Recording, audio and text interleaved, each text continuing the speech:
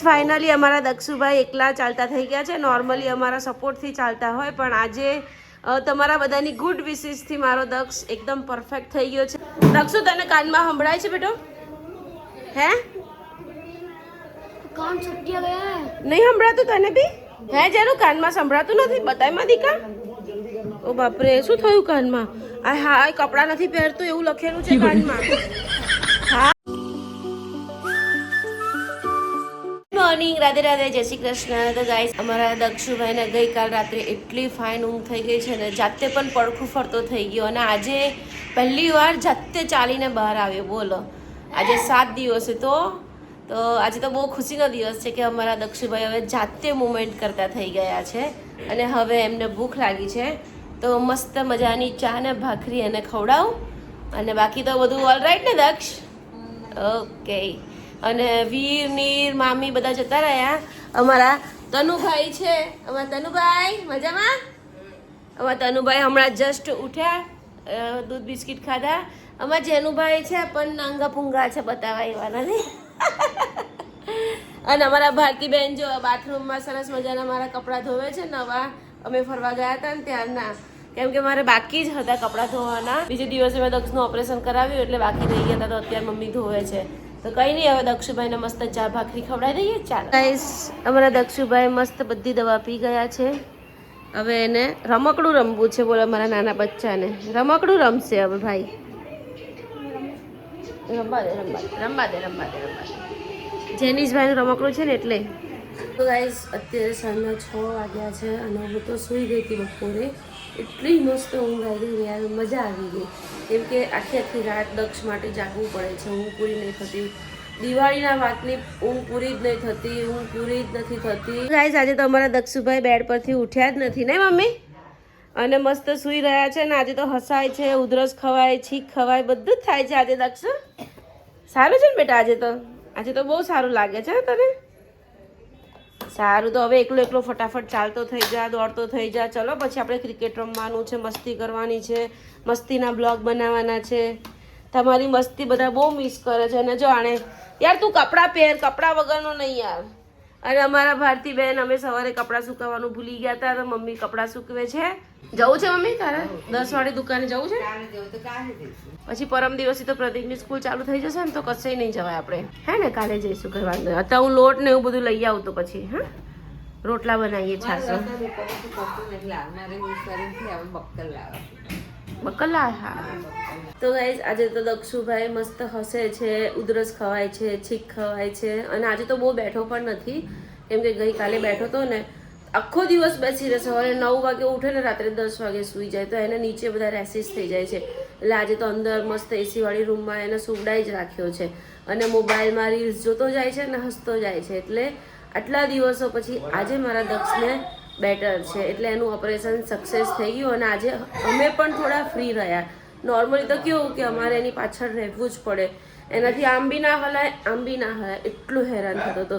પણ આજથી રિલેક્સ લાગે છે થોડું. અને હજી 5 તારીખે એને ડ્રેસિંગ કરાવવા હોસ્પિટલ જવાનું છે, તો 5 તારીખે ડ્રેસિંગ કરાવી આવશું. 5 તારીખ પછી હજી એને 10 દિવસ યુરિન બેગ રાખવાની છે. તો કંઈ નહીં, અત્યારે છોકરાઓ માટે ચા મૂકી છે. અને મારા ભાઈનો છોકરો ઋષિ છે તે ગયો છે નીચે બિસ્કિટ લેવા માટે. અને જેનીશભાઈને અત્યારે એના પપ્પા રિમાન્ડ પર લે છે. જો ફાઇનલી અમારા દક્ષુભાઈ એકલા ચાલતા થઈ ગયા છે. નોર્મલી અમારા સપોર્ટથી ચાલતા હોય, પણ આજે તમારા બધાની ગુડ વિશિસથી મારો દક્ષ એકદમ પરફેક્ટ થઈ ગયો છે. આજથી સારું જમ્યો પણ ખરો અને ઓલ રાઈટ છે આજે. કેમ દક્ષુ, રેડી ને બેટા આજથી? અરે વાહ, હસે છે જો આજે તો, હસે પણ છે. આઈ એમ સો હેપી યાર. કેટલા દિવસથી મારા છોકરાનો મેં હસતો ફેસ જોયો યાર. કેટલા દિવસ થયા, બિચારો રડતો ને રડતો. છીક આવે તો રડે, ઉધરસ આવે તો રડે, પણ આજે ભાઈ જો ફેસ હસતો ને હસતો જ છે. શું થયું તને? તો ગાઈસ, અમારા દક્ષુભાઈને મસ્ત 6:30 વાગે ચા ને બિસ્કિટ ખવડાવું છું. ભાઈને ભૂખ લાગી છે તો કે મમ્મી મને ખાવું છે, તો હવે ચા ને બિસ્કિટ ખવડાવી દઉં એને, પછી હું શાક લેવા જાઉં. અને મસ્ત ભૂતના પિક્ચરો જોતો જાય છે અને બિસ્કિટ ને ચા ખાતા જાય છે. કેમ ભાઈ? દક્ષુભાઈને મસ્ત તિખારી અને રાઈસ ખાવો છે, તો એની માટે મેં તિખારી બનાવી દીધી. અને આમાં રાઈસ મૂક્યો છે. અને મારી મમ્મી ભાજી સાફ કરે છે અને તનુભાઈ મમ્મી સાથે બેઠા બેઠા વાતો કરે છે. તનુ ગમે છે ને બેટા અહીંયા ઘરે નથી જવું ને સાચો? તો બા જોડે બેસી રહ્યો છે ને તું વાતો કરે છે એવું તારા જોડે જ બેઠો હોય? અરે વાહ. અને દક્ષુભાઈને તલપ લાગી છે તિખારીની અને રાઈસની પણ વિસલ થાય છે રાઈસની બેટા. રાઈસની 2 વિસલ થાય એટલે આપું હા લેલા. અને અમારા જેનિશભાઈ ચેસમાં બેઠા છે. પહેલાં તો એને એનું ક્યુબ સોલ્વ કર્યું, હવે ચેસ રમશે એકલો એકલો હે ને જેનું. તો રીસુ રમશે તો કોણ રમશે?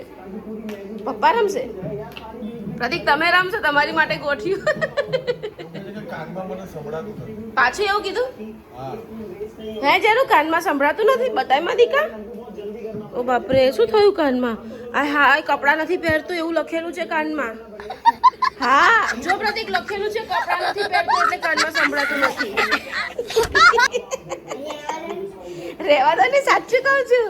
સવારથી લઈને તે અત્યારે 6:30 પોણા 7 કપડાં પહેર્યા. સવારથી તું આખો જ ઓપન હતો બેટા, કપડાં જ નહોતા પહેર્યા તે નંગો પૂંગો હતો. હે બપોરે જ માર્યું મેં એને. કઈ વાંધો નહીં બપોરે જ માર્યું. તો કશો વાંધો નહીં શરદી છે એટલે ના સંભળાય. હા બાકી કઈ ના હોય કશું ના હોય તો શરદી લીધે. દક્ષુ તને કાનમાં સંભળાય છે બેટો? હે નહીં સંભળાતું તને બી? જેનું ભાઈને બી કાનમાં નહીં સંભળાતું લા? સંભળાય તો છે. જીટા ચાલ આપી દઉં હો બેટા જમવાનું. છુભાઈ સરસ મજાનો તબલા વગાડે છે. તો ગાઈસ અમારા દક્ષુભાઈની ડીશ રેડી થઈ ગઈ છે તિખારી એન્ડ રાઈસ. અમારા ભાઈને આજે જમવું છે તો મને કે એને યુટ્યુબ પર જોયું અને મને કે મમ્મી તમે આજે આવું બનાવો. ઇન્સ્ટામાં રીલ જોઈ તો મમ્મી તમે આવું બનાવો. તો મેં બનાવ્યું છે. હવે ફર્સ્ટ ટાઈમ ટ્રાય કરે છે. મને કહેજે કેવું લાગે છે. ઓકે ચલો પણ જમીશ કેવી રીતે બેટા તું? પાક્કું લે તો ગાઈઝ અમારા ઋષિભાઈને લોહી નીકળ્યું જમતા જમતા. અરે રે રે જીભ કચરાઈ ગઈ બિચારાને. આય હાય હાય જેનું જો એ તો બિચારો મોબાઈલ નહીં જોતો તોય લોહી નીકળ્યું બિચારા. હે ને તમારા બધાને દાંત એવા ના એના દાંત તો બિચારા એવા નહીં.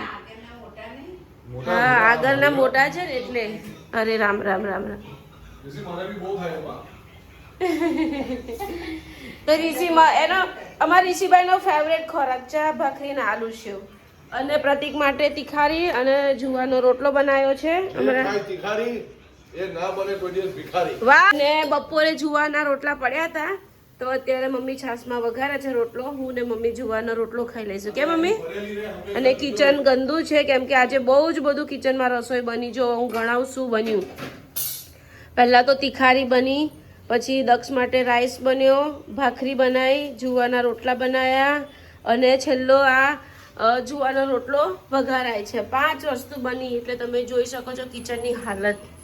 મમ્મીએ મસ્ત મજાનો જુવાનો રોટલો વઘાર્યો છે અને અમે મા દીકરી એક જ થાળીમાં ખાઈએ. જ્યારથી મમ્મી આવી છે ને ત્યારથી હું ને મમ્મી એક જ થાળીમાં ખાઈએ. અમરોલી જાઉં તો મમ્મી અહીંયા આવે જેટલા દિવસ રહે એટલા દિવસ અમે મા દીકરી એક જ થાળીમાં ખાઈએ. અને આ તિખારી બનાવી છે તો મસ્ત તિખારીને અડધી ભાખરી ખાઈશ, ડુંગળી, જુવાનો રોટલો. ચાલો ભારતીબેન.